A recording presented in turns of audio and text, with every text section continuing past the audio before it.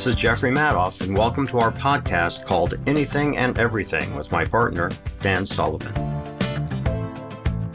Jeff and I are devoting some of these podcasts that we do to the writing of our current book, which is called Casting, Not Hiring, which is treating an entrepreneurial business like a theater production, where you don't have jobs, you have roles. So you cast for roles, you don't hire for jobs.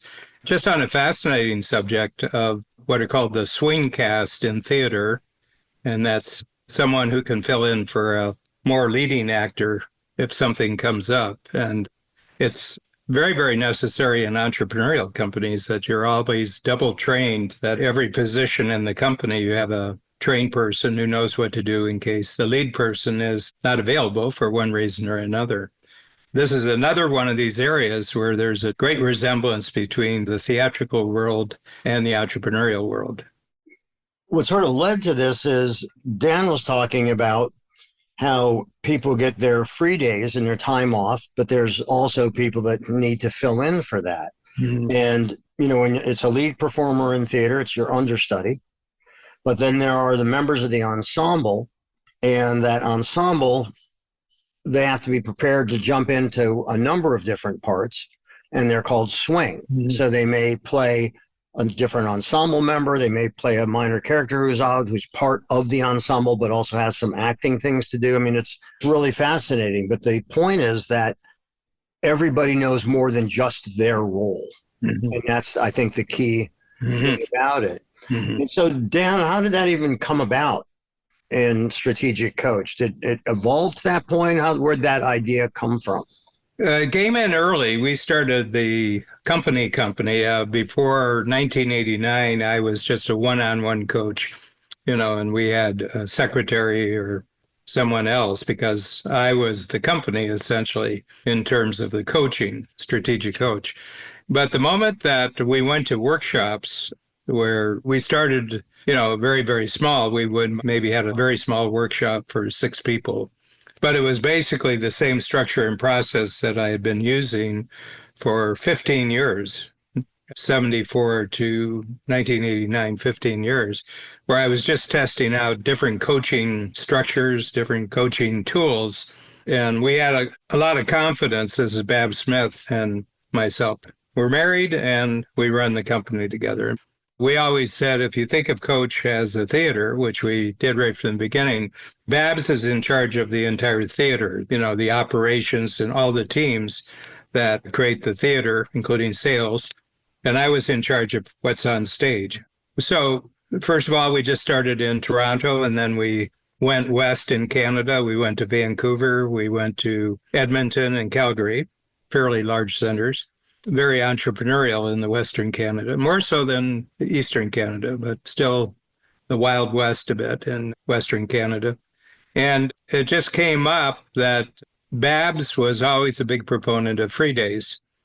And that is that if you try to work all the time, you can only work at a fairly low level. But if you get time off, performance jumps. So we've always considered free time away from work as a crucial strategic structure and philosophy and inside Coach. So that's where it all started. And it's been fixed for 25 years. And that is that everybody in the company gets 6 weeks of free days, 30 days, weekdays. And they get the holidays. There's, 10 or 11, depending on the jurisdiction. We also give them 3 community days where they're volunteering for some cause, some charity or something they're doing. Is that a prerequisite, by the way? No. And you don't have to take them, but you can't take them as free days. I mean, we have to have verification from the organization that they're working for that they actually work. Yeah, we have a team of around 5 or 6 that we have a provincial park, like a state park in Canada. These are outdoor parks. Mm-hmm. And they work with the rangers for 3 days during the off season. So it'd be, during the winter, and they repair bridges and they clean up things. And they've been doing this for 20 years. Even when they leave the company, as some of them have, they still get together, this group, and they go and they work with the rangers, know them. The rangers love them. They get lodging and they get food and everything.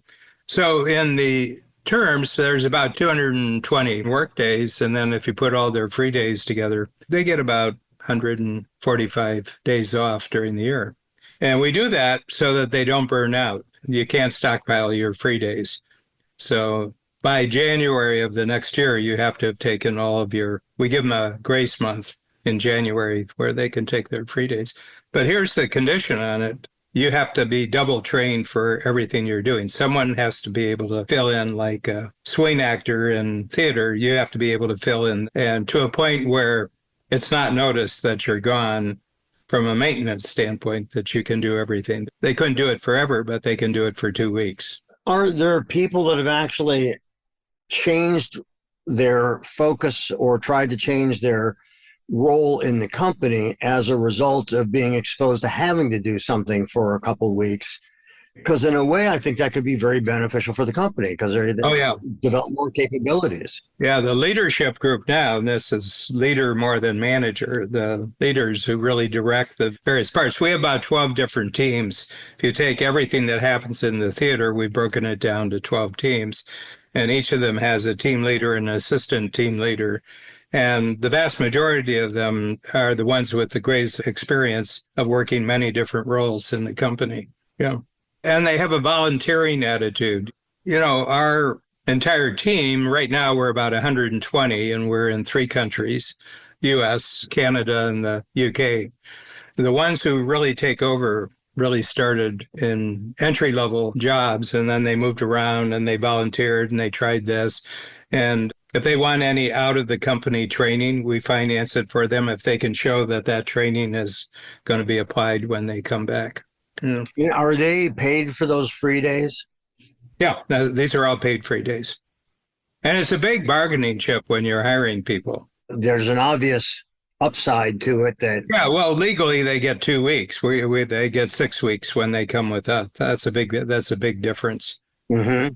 The one thing we've learned over the years, this will be a topic of our book, why we put the emphasis on entrepreneurism for what the book is about. And I find that people who have worked for large companies don't do well when they come to a smaller company. We have big banks here. So we have people who worked at a bank and they say, they get laid off for whatever reason they're leaving from the other, and they come in and there's just a level of alert and curiosity. We have it in our main tool that we use that's backing up this book called the 4x4 casting tool. And you have to really have your wits about you.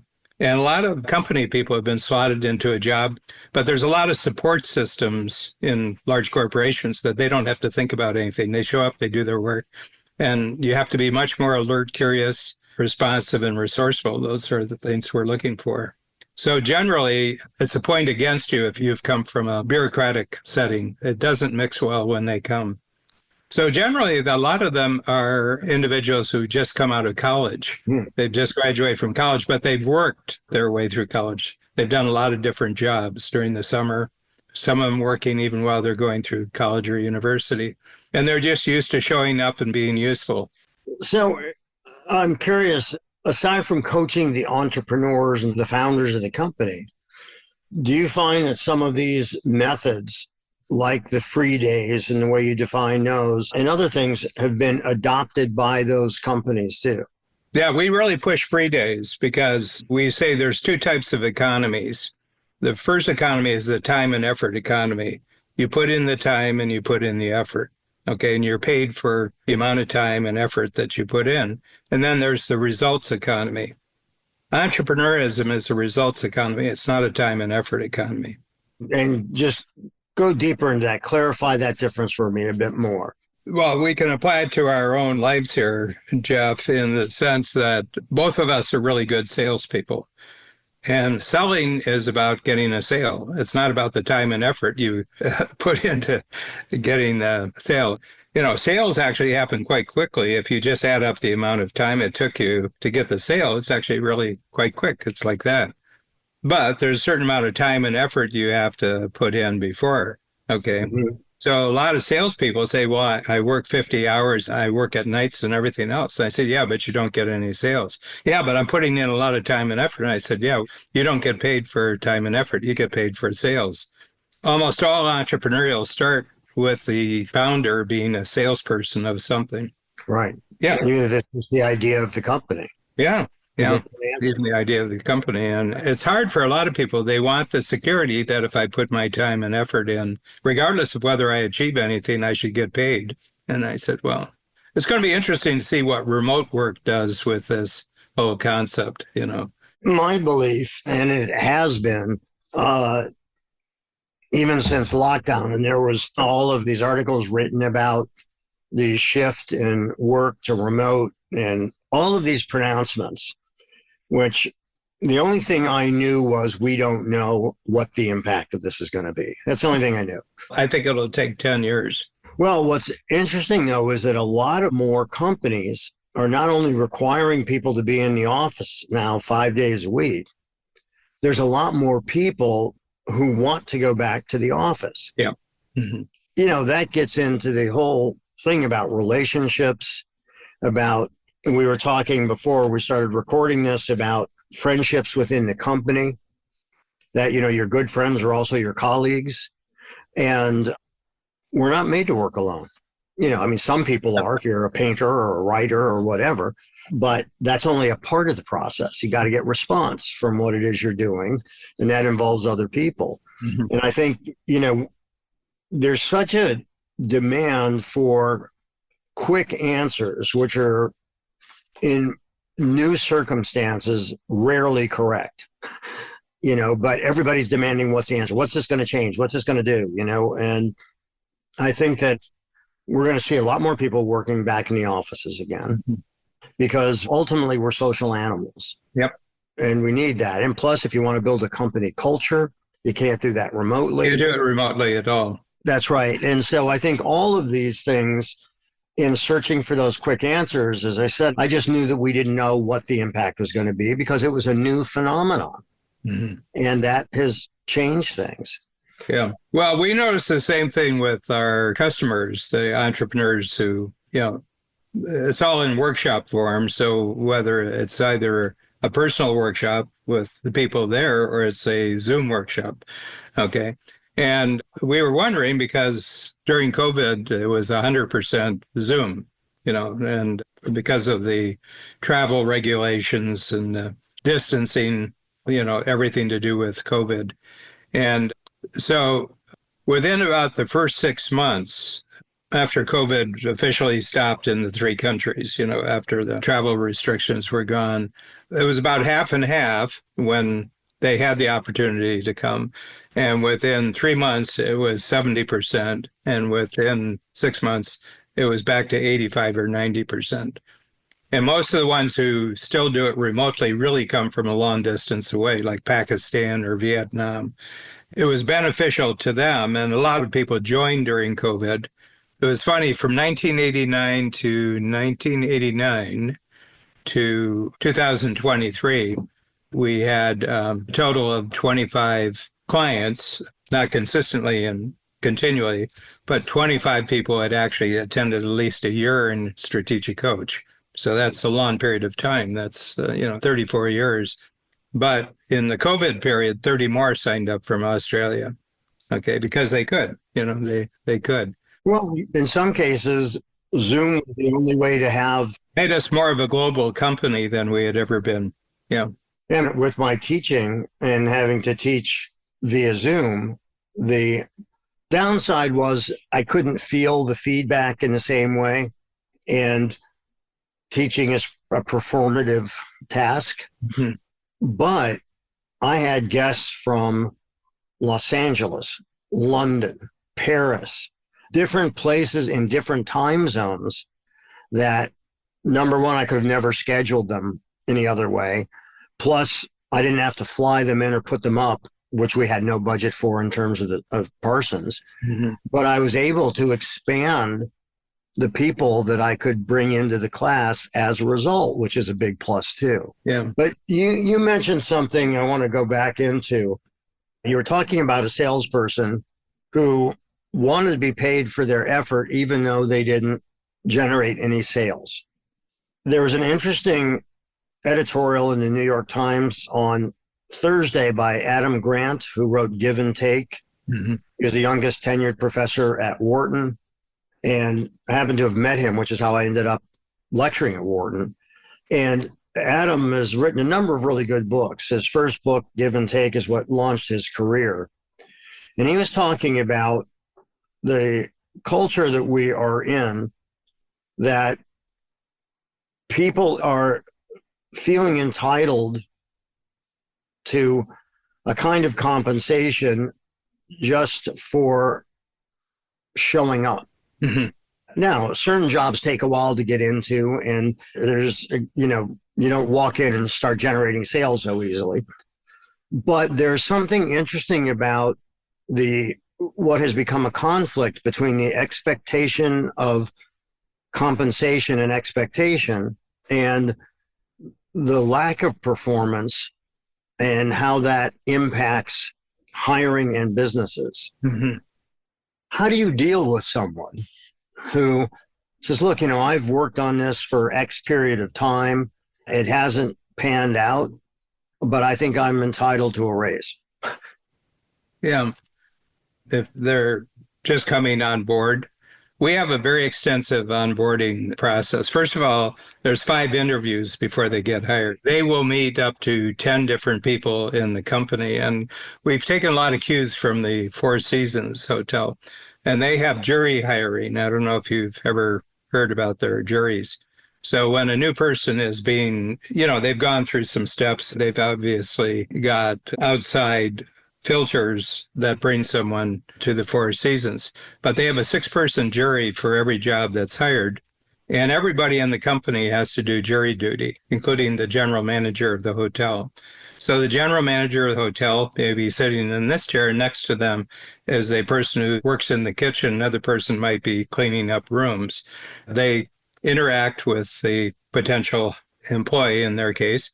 And after they're finished, they said, number one, do you think this person would represent the standards and the culture of the Four Seasons Hotel? Do you think that this would be a positive addition to have this person in our space, and they're from the Four Seasons? And they have to get 6 yeses. And the other one is, would you personally enjoy working with this person? And they have to get 6 yeses. Mm-hmm. Well, a lot comes out in that interview, obviously. I don't know the insides of what goes on in one of the interviews, but I've been staying at Four Seasons Hotel. I think I'm up to 30 now, different hotels that are all Four Seasons. And I've never run into a problem attitude with any place. So I think it's really attitude that you're looking for, the attitude. I think entitlement is an attitude. Yes. Okay. And I don't think it's difficult to sense. I mean, there's some great parodies on YouTube of the person saying, well, we start at 8 here. He says, 8? Oh, no, 8 doesn't work for me. I do yoga in the morning, and I have meditation and, no, 10, I'll come at 10, and of course the person isn't hired. And as a matter of fact, the person isn't hired, and she says, well, I'm sorry, there isn't a place for you here at this company. And he says, you mean you're firing me? You're firing me? I said, no, I'm not firing you. I'm not hiring you. No, you're firing me. It says, I deserve this job. No, you don't deserve this job. I saw more of that 2 or 3 years ago than I'm seeing right now. Well, I think 2 or 3 years ago, we were in a situation where there was shortages of help. And another thing that I thought was total bullshit was all the essays on the Great Resignation. You remember that about 3 years ago? And, you got to pay rent. You got to buy groceries. I mean, there's realities that set in, and most Americans don't have that much money in the bank. Yeah. They could afford not to work. Yeah. But there was that brief window that everyone was emboldened in a way that I think was somewhat self-destructive. Yeah. But we really take advantage of the first 3-month trial. You can fire anyone up till 3 months. And so they are very, very tightly observed for the first 3 months, how they interact, how they get their work done and everything else. Then, there's a decision made whether they're hired or not. They're on probation. So they don't get any free time during probation period. That doesn't start until they get it. I don't know. You're looking for a certain type of person. We don't spend a lot of time thinking about who we don't want. We spend a lot of time about who we do want. Mm-hmm. I'm not trying to prevent something bad from happening. I'm trying to blueprint something good happening. Mm-hmm. And that really was the reason why I created the 4x4 casting tool. This is how you show up. I don't care how you show up. When you're with me, you have to be really lively. You have to be really alert. You have to be really courteous. I mean, what you do at night, what you do on weekends, I don't really care. And if you don't do it this way with other people, they'll tell me, and so you won't be able to hide it. The other thing is that the first 3 months, you're just going to be learning the job, but every quarter after that, we want to see things happening faster because you know how to do it easier, and you're a great team member. We're going to ask you, is there ways that things can be improved? Do you think that there's some improvements that can be made? And we see how they respond to. I had a production manager because I do a lot of video work. I do a lot of audio work, a lot of print work that I create. And my production manager was really tough. She was a tough person. And she had an assistant. And there was something that if the person had thought through what was going to happen, it happened right, but it happened wrongly. And my production manager's name was Vanessa. She's a terrific person. She went to law school and she left us and went to law school and she, went on her way. But she was terrific while she was with us. And she says, you got to think, when you see next dates, you have to think things through. And the woman turned to me, Vanessa, I want to show up at 9. I want to leave at 5. I'll do what you tell me to do. Don't ask me to think. So we didn't. We didn't ask her to think anymore beyond that day. Yeah. Oh, we were looking for a thinker. I'm sorry. Our mistake. But this happened within the first 3 months, so there's a lot of observation. I mean, our team leaders are really wary. They really, how's this person fitting in? And I know we had these 2 young men who joined us. They were both British. They were British immigrants to Canada. And one of them had a nose for when the boss is around, you're on your best behavior. And the other one was just really interesting thinking about what he was doing. I knew what the date was when their probation was up. And I said, well, you guys, 7 more days. But he was always congenial with me. He always interacted with me. But he treated other people really terribly and he was gone. But I didn't see that. So, a lot of people don't realize that when you are auditioning for a job, that when you make the first phone call to the company and you're speaking to the receptionist, when you walk into the room, how you treat that person, all these things that if you're only reserving your good behavior for the person you're going to be reporting to or the boss, other people talk too. Yeah. And you and I have mentioned it before, like if you happen to go out for a meal with a client, how they treat wait staff, just different things that give you indications. Oh, yeah. This person is going to be a problem. Yeah. Yeah. I mean, we have a pretty big premises in Toronto. We have 40,000 square feet. We have 85 staff there. And the cleaning, the outside, we have an outside cleaning service that comes in and cleans at the end of each day. And I always talk to them. And they're all immigrants, and for many of them, this isn't their only job. And I sit there and talk to them and, how's it been? Where'd you come from? How'd you get here? And everything like this. And people are people, That's right. Where your status is in the rank, that's irrelevant to me. I just, always talk to people who are helping out. Always be respectful, always be thankful, always be grateful for them working out. And as you are, and I am curious. Yeah. Who are these people what they go through to get here and what's their life like? Right. And one of the things our free time really helps, because if you're an immigrant to a new, especially if it's a language issue, you're coming from another country and, you have minimal English and everything like that. Everything of getting settled in the new country takes 2 or 3 times longer. Oh, yeah. Getting your kids into school takes longer. Getting your driver's license takes longer. Everything about the new system. So we feel that them having a lot of free time. I'm talking about those who have been hired, you know. But we've had 2 or 3 people who came from outside services, catering services, janitorial services, who asked if they could apply for a job at our company just because of the way they were treated. Oh, that's Yeah. great. Yeah. Yeah. You know, the thing that I mentioned about Adam Grant, what Adam was speaking about wasn't about somebody who would come to work and feel they were entitled, but it spilled over into that. He was talking about at school, and it was something that I experienced also teaching. He taught at Wharton and I taught at Parsons. And it's when a student would, and it's maybe have a parallel to being reviewed at Coach, there would always be a few students who question their grade, which is fine. I would say to them, a part of their final exam was, what grade do you think you deserve? And why do you think you deserve it? So one of the students was very upset because she got a B minus. And I said, what grade do you think you should have gotten? And she said, I should have gotten an A. And I said, why do you think you should have gotten an A? And she said, because I showed up in class and I did the assignments. I said, well, what we call that is table stakes. To show up for the class that you've enrolled in and to do the assignments, that's a C. You're now starting at a C. You're at the table. And if you want to go beyond that, then your work has to take you beyond that. It's not about the fact that you just show up.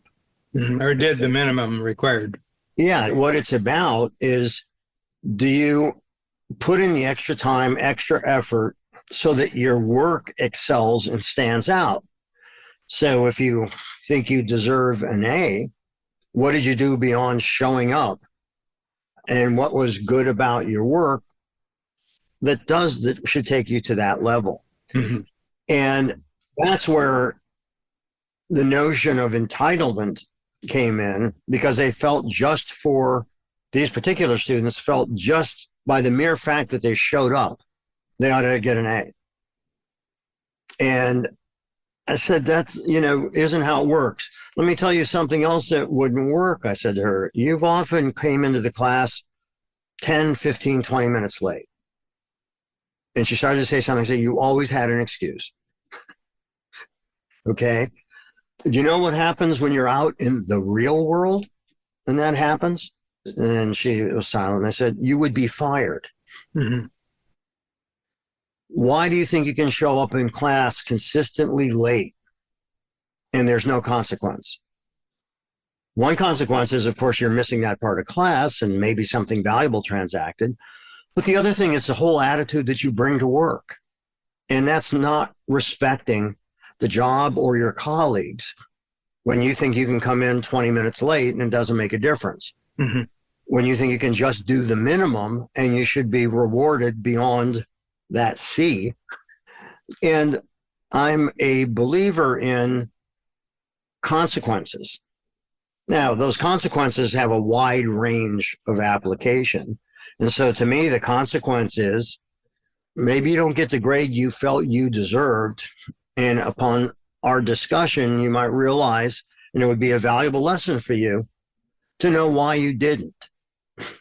Because out there in the world, they don't care that whatever the reason is. Yeah. I think we're going through a shift in many areas of our culture. Yeah.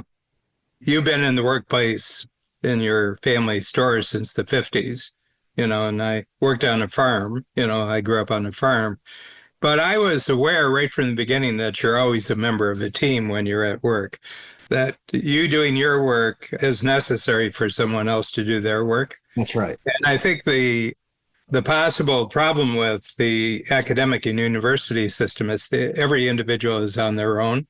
They're not part of a learning team. They're being tested. They passed the tests that got them into university, and then there's more tests that get them out into the marketplace.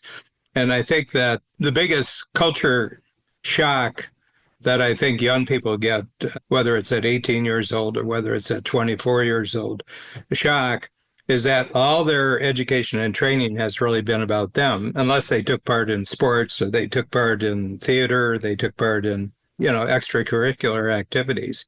And you find generally that what we find when we look at the background is that even when they were growing up, they had a lot of work experience, not necessarily paid for, but they did a lot of work. They volunteered, they did this. And that's an indicator of what their bandwidth is for them being part of a team that gets things done. And I was always passionate about teamwork. I was always passionate that I wanted to do my work really well because someone else depended on my work. Well, and it also makes it more fun and more fulfilling. Well, it's meaningful. Yeah. Yeah. There's a purpose bigger than you showing up. That's right. Yeah. I'd like us to do a little bit of role play. Mm-hmm. And it's about the notion of... What, you want me to do some thinking? I thought I was supposed to show up at 1:00 and make it through till 3. Yes, if you want to take a time out to do some breathing exercises. I want us to talk about entrepreneurship and the application of theatrical principles, or casting, not hiring. But I'd like you to take the role of I'm going to be the skeptical CEO, and you are going to be you. And I want to hear how you would respond to the skepticism to our ideas of casting, not hiring, and the theatrical nature of business. So as that skeptical CEO, I might say to you, look, I appreciate creative thinking, but business isn't theater. We're here to make money and deliver results, not put on a show.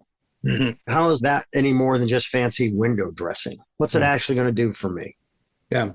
Well, the first thing I'm going to ask you, because I'd like to know, because you're making a judgment about me and I'm making a judgment about you. What are your plans for your company that are exciting? What kind of exciting, how do you want to grow your company?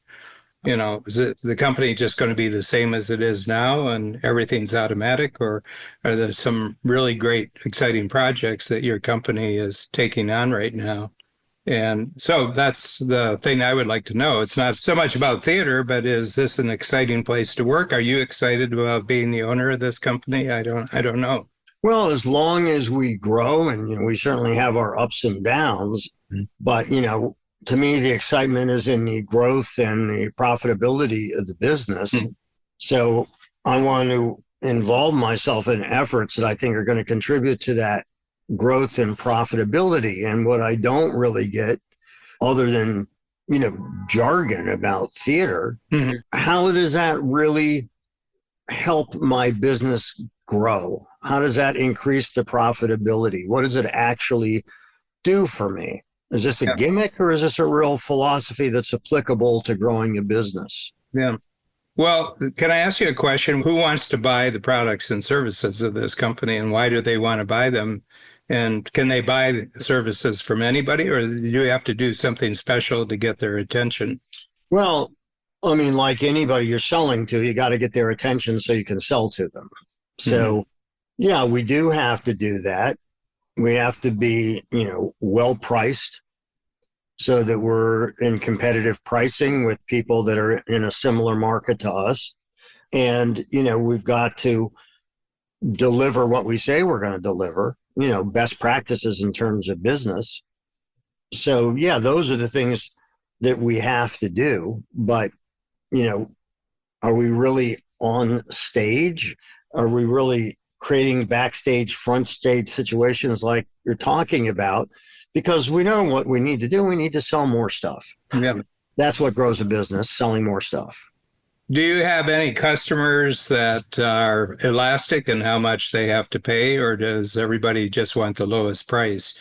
Do you have customers who really, really like working with your company because there's something special that happens with your company, or are you just like anybody else? Because personally, if I'm going to go, and spend the time working for something, I want to know that it's a special place. Is there anything special about this company?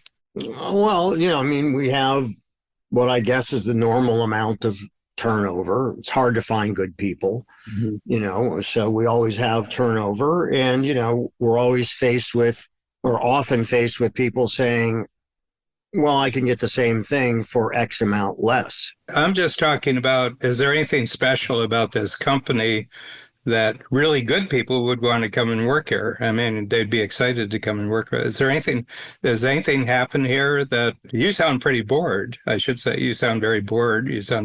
How long are you going to last in the company? I mean, are you on your final days or someone new coming in to take over is more exciting than you are?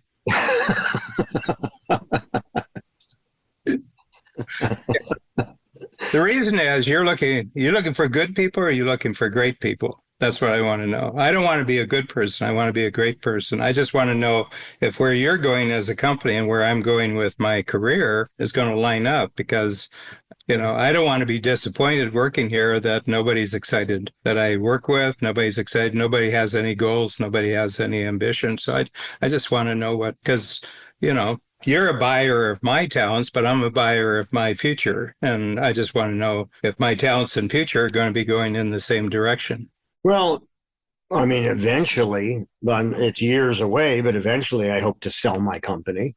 Mhm. And the only way that I see to increase the value of that company is to grow its profits. Yeah. Can I ask you a question about your work as the owner and the head of this company? Is there a part of your work that you really love doing and you wish you could do that all the time? And tell you the reason I'm asking you that question, because if I can be part of the solution that frees you up to do what you like, I'd like to know what that role is, because that seems to me that would be the best thing I could be doing for you. So here we take a pause. And what you just said there, I think is really important because I think you're hitting a vulnerable point in that role I was playing, which is, how can I help make your life better? Mhm. What can I do to make your life better? Not about how much money I want to make from you, but, what can I contribute to make this better? Mhm. Which is, I think, in the 4x4 addresses this to a point, Mhm. but I think that a lot of people aren't clear on what that is. Mhm. I think there's two things here. One is the owner himself, the person who's doing because this is strictly an employer here. This is not a caster. That's right. If the owner doesn't really know what they want to do personally inside their own company, Other than grow. it's not going to be clear to anybody else in that company. That's right. For 50 years, I'm just used to dealing with the owner of the company. Mm-hmm. And I said, are there things about being in the company, being the owner, being the person who's responsible primarily for the success of the company? Is there something that's really, really exciting that if you were freed up from everything else, the company would grow just because of your excitement? Okay. Because if there's no answer to that, nothing's going to happen. You know, yeah. I was hired ad agency here in Toronto, and it was a personal hire. I knew the half owner of the agency. I met him in social circumstances. He liked my background, thought I might be a good writer, gave me a 6-month trial. He says, not everybody who can write ads. And so he says, your education doesn't play much in this. He said, you either have a knack for ads or you don't have a knack for ads. And I said, so tell me something. How does the agency make money that you could actually afford to pay me for 6 months? So I said, where's the money come in that you could pay for me? And when I get here, what do I have to do that lets you sleep at night that you made a good hire? What tells me I'm doing a good job when I come in? And he said, be excited about any work that we give you. And he said, the other thing is, when you have any free time, go and talk to the veteran writers, go and talk to the layout people and ask them what makes a good ad. Okay. And check your work out with them and say, do you think this is a good ad and everything else? So I was hired in June of 1971. After 2 weeks, he said, let's go to lunch. Let's go to lunch. We go to lunch and he says, your 6 months are up. You're hired. After 2 weeks. Yeah, because I asked the right questions and I knew the complete, financial structure of the agency within 2 weeks. I know where their 17% came from, because it was media placement that the agencies made money. Right. So I said, I've got to be really useful to the other artists and writers, don't I? And he says, yes, you do. And I said, good. I got the game plan. Hmm. They have to get their work done faster for the company to make. Yeah. I said, yeah. I said, I got the picture. Anyway, the problem of entitlement is that you're not seeing anything from any other person's point of view but your own. That's right. Yeah. If you just go in the opposite direction and you're interested in how everybody else is succeeding, it's not difficult to be useful. And if you're not curious Yeah. about how does this work, from where do we actually make our money from? What do we make our money from? But what is it that we're doing in terms of the ads, in terms of the layouts? What makes what all the things that you were probing about is going to help you help them. Yep. And if that's not in the mix, it's not the right place. Yep. And how long did you stay there? 3 years. And then I got this. What happened is that they had a lot of what are called legacy clients, and legacy clients, because most ad agencies, if they're the second largest in Canada, came through about 5 or 6 mergers along the way, because usually they grow through mergers.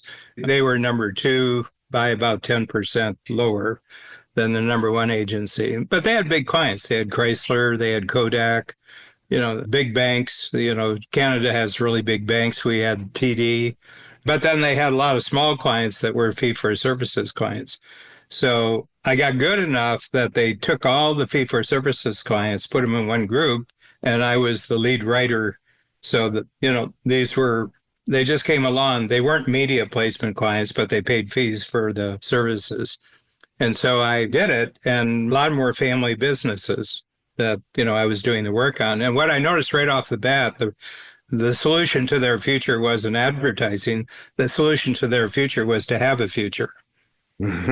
So I would ask them, a year from now, 2 years, how are things going to be bigger and better? And I just immediately went into a coaching role, asking them questions, and, they had succession plans. Family businesses are complicated.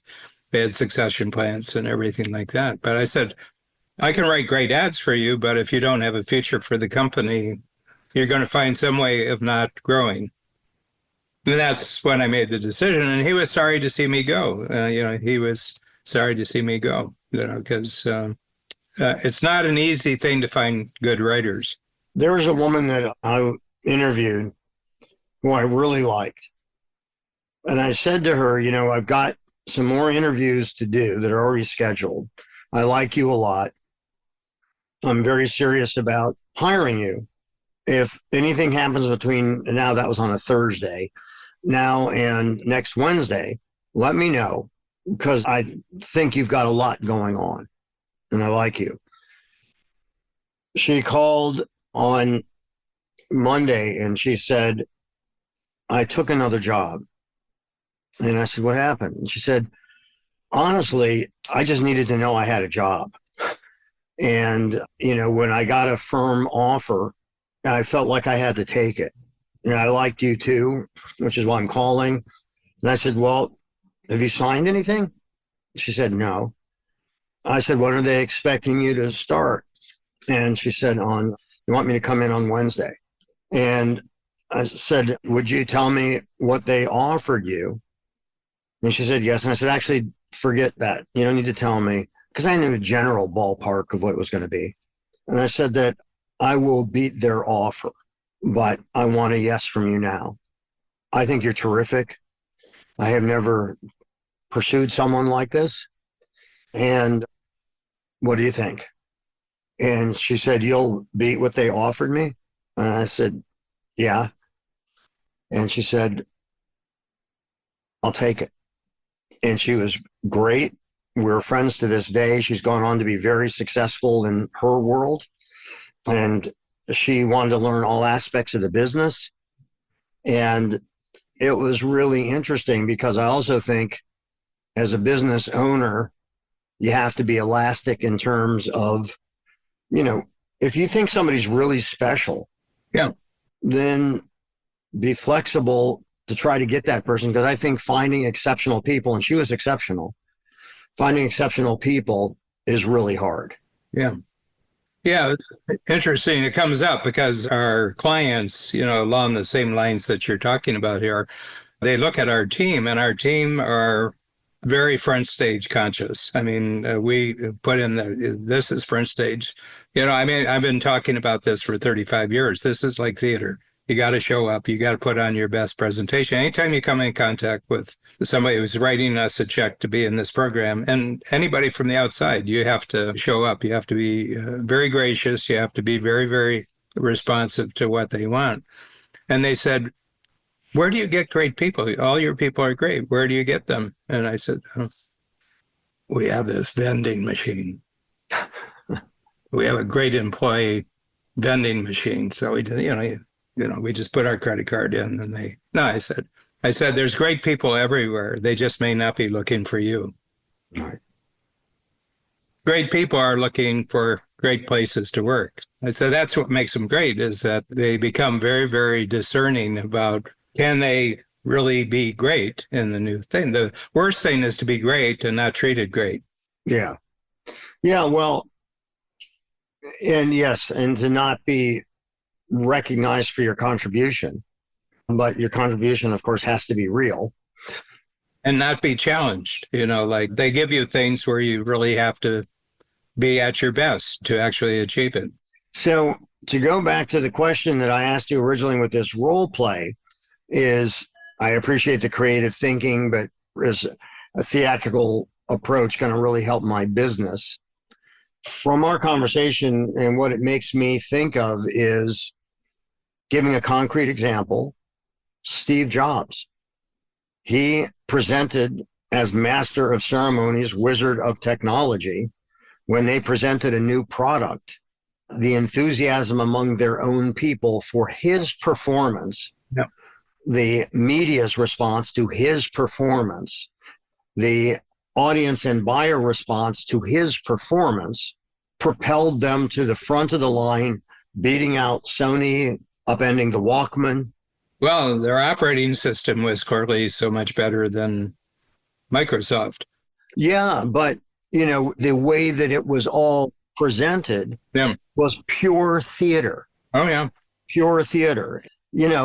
So Apple was a great example, and Steve Jobs, of the theatrical presentation, awareness of front stage, backstage, all of the things that they did to build even the narratives outside of that presentation meeting, like when somebody found the newest model of the newest iPhone, that allegedly somebody from inside Apple left at this bar. Do you remember that? And I'm sure that was all a plant to create that narrative and suspense and get a lot of copy and build curiosity and anticipation for that new product. Mm-hmm. So I think that there are examples that, in fact, businesses that thrived, Apple also knocked BlackBerry out of the box. With one iPhone, the first iPhone, they knocked them out. Yeah. And BlackBerry never recovered. No, because they took their eye off the ball. Yeah.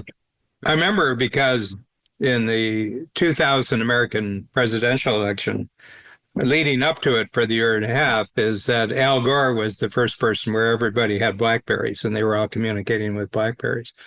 So that was going into 2000. And I think the iPhone came out. When did the iPhone come in? It must have come out pretty close beyond that, because they got knocked out. I mean, Nokia got knocked out just like that. Well, you remember before BlackBerry became the thing for a while, it was actually Palm Pilot.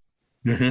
And then with BlackBerry, what they did is had the enhanced security and encryption. So that's why governments and businesses were using it, and they lost that entire market.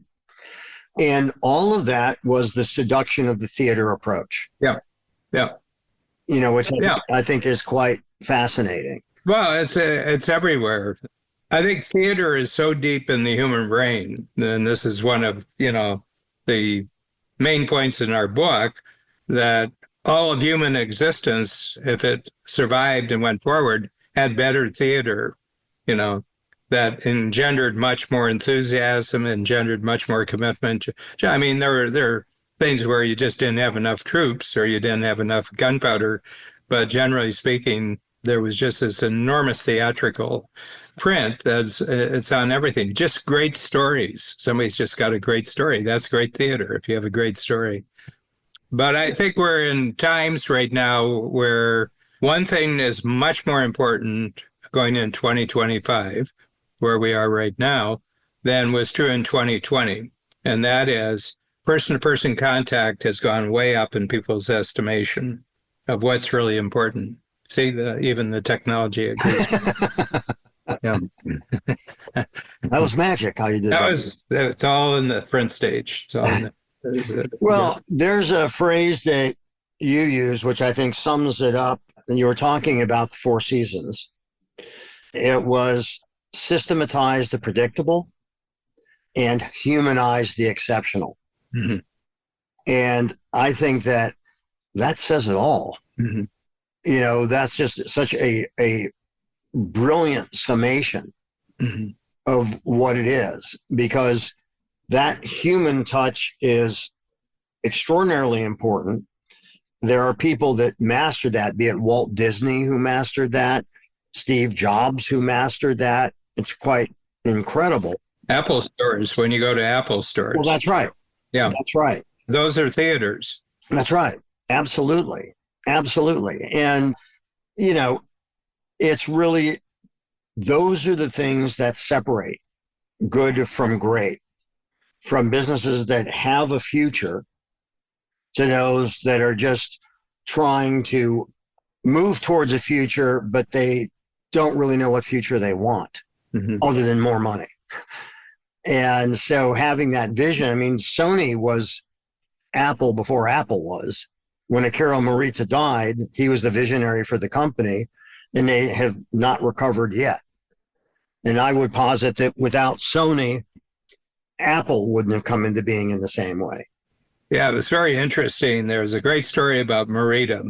It had to do when Carter was president, and his Treasury Secretary was Robert Strauss. So Morita would fly to Washington because he heard that Strauss was flying to Japan. Okay, so he would get to, and he bought 2 first-class tickets, one for himself and then another ticket.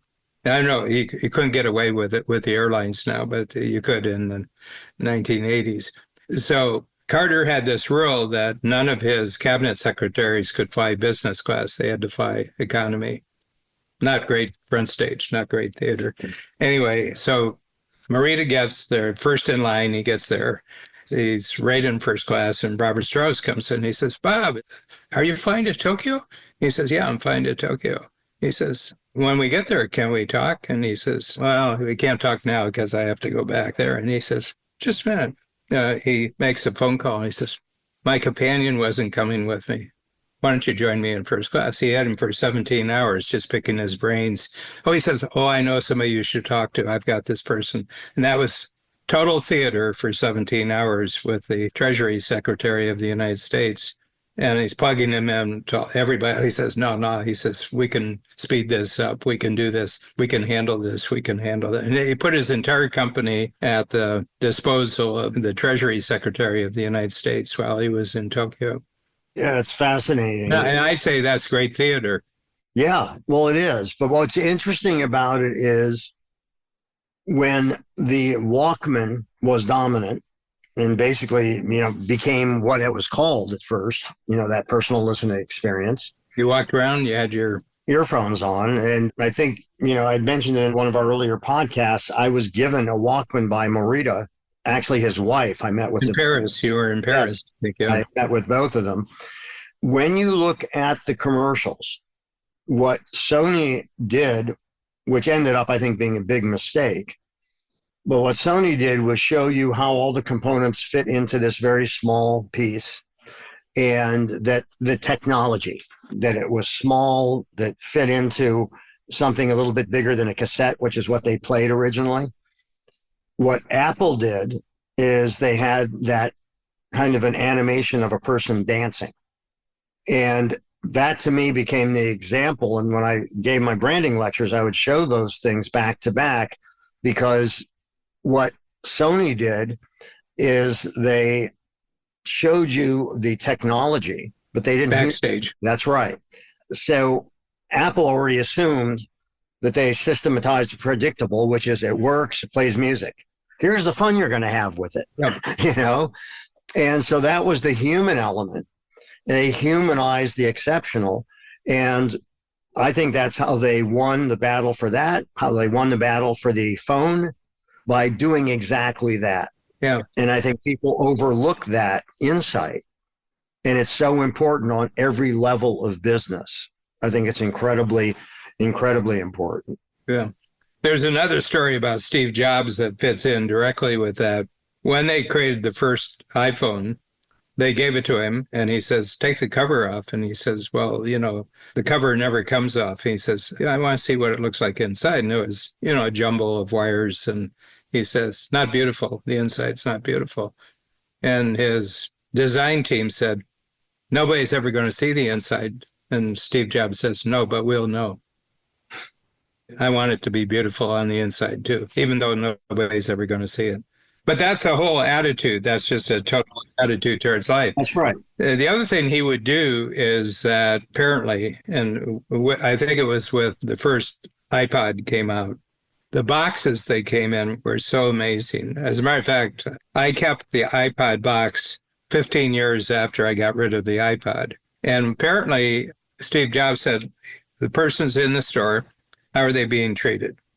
How are they looking at the product? What's the box look like? And he would take them through the whole progression of what had to happen with the customer, the entire experience of the customer, until they got home and actually took it out of the box and started to use it. He wanted to know what their total experience was, and we got to make that experience. So I think we're zeroing in on something. We're not selling products and services, we're selling experiences. That's right. That's right. And, you know, the Apple store, as you mentioned, is front stage. The decor, the whole setup of it, because people remember and tell stories about their experiences. And, you know, when they talk about being an evangelist for the brand, what that means is you're singing the praises of that. They become part of your marketing, you know, and I think a lot of companies don't realize how you have to enlist others to do that in order for a business to grow and be successful. Yeah. A client that you know, one of our longtime clients from Chicago, Ken Arlen, Ken has bands. He can slice and dice about 20 different presentations. He's got about 70 musicians. He's got, you know, dozen singers and, you know, specialty artists and everything. So he was telling a story that he was at a social event in Evanston, where he lives in Chicago. And nice man came up. He talked to him and he said, what do you do, Ken? And they talked about what Ken. He says, what do you do, John? He says, John. He says, well, I have the main Lexus dealer here in Evanston.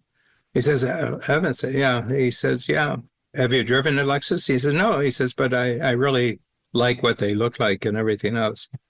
And so, you know, Ken immediately, his shields are going up. It's a car dealer, you know.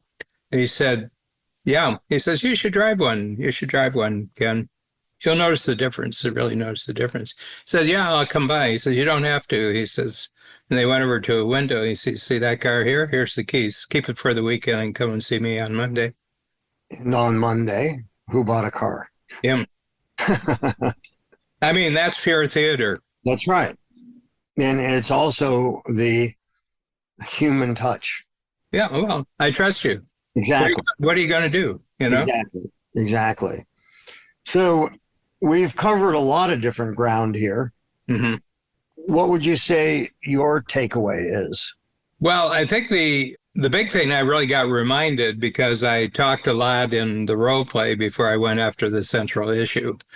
And that is, how do you need to be freed up to, you as the owner of the company, how do you be freed up to be more excited and enjoying your work? And whatever it is, that's my job. My job has to contribute to freeing you up. It's not about the company of growth and that and everything else. It's just how do you have to be freed up? Right. Yeah. And that's everybody's main issue. How do I get freed up? Because most people are trapped in a lot of things that they don't like doing. And if you could free them up from what they don't like doing, you're great. Yeah. And you are letting them know that you're aware. Oh, yeah. And wherever I'm hired to help you, I'm not going to stay there long. If I'm really useful, I'm not going to stay there long. And for me, it's that. And it's also, although we just said it, it bears repeating because this applies in so many areas or could apply in so many areas, which is systematize the predictable and humanize the exceptional. Yeah. That's huge. Yeah. And the combination of those two things can lead to tremendous success and satisfaction. Yeah. Yeah. Thanks for joining us today on our show, Anything and Everything. If you enjoyed it, please share it with a friend. For more about me and my work, visit acreativecareer.com and madoffproductions.com. To learn more about Dan and Strategic Coach, visit strategiccoach.com.